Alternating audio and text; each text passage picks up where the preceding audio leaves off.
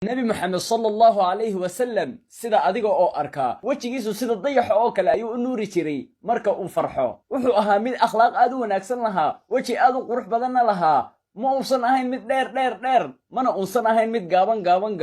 wuxuu lahaa garba kala baxsan iyo timo dhagaha u soo gaara. markuu guriga yimaado wuxuu ku bilaabi jiray cadayga. wuxuu ahaa mid aamusnaantiisu dheer tahay, qosolkiisuna yar yahay. madaxiisa ilaa 20 tin oo cirraa ayaa ku taalay. wuxuu ku lahaa timo aad u badan garhka. wuu dhoola caddayn jiray sallallahu alayhi wasallam marka uu qoslayo, isagoo soconayana muusan ahayn mid soo jeedsan jiray. wuxuu ahaa dad midka ugu wanaagsan, ugu caafimaad qab wanaagsan iyo midka ugu geesisan. madax iyo gacmo iyo lugo aad u waaweyn ayuu lahaa sallallahu alayhi wasallam. wuxuu ahaa mid hadalkiisu cad yahay oo cid kasta ay fahmi karayso. wejigiisu sida qorraxda iyo cadceedda ayuu iftiimi jiray. gacmihiisuna waxay ahaayeen mid aad u jilicsan. udgo'now rasuulkiyow sallaa calayka allah.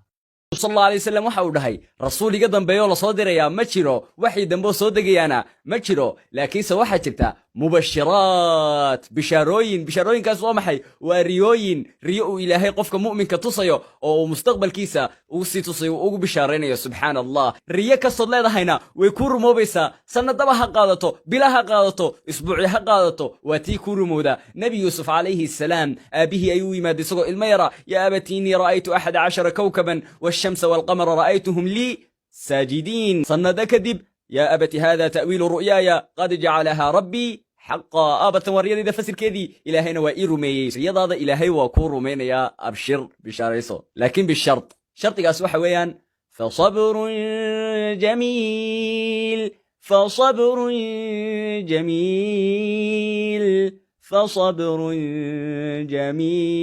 جميل السلام عليكم. dadka qaar waxa uu haystaan quraanku inuu yahay mid ka warrama kaliya janno naar abaalgud abaalmarin laakiin samaha uu ka weeyay intaas waa manhajka noloshan waa qaacida soo leedahay xisaab kasta oo laga shaqeeyo ay quraanku inuu yahay qaacidada kaga shaqeyn lahayd maalin kasta oo noloshaada kamid ah. tusaale yar aan ku siiyo, nabi muuse ayaa khadir u yimaaday suuratul kaaf qisada ku jirta suurada maalin kasta jumcada aan akhrino.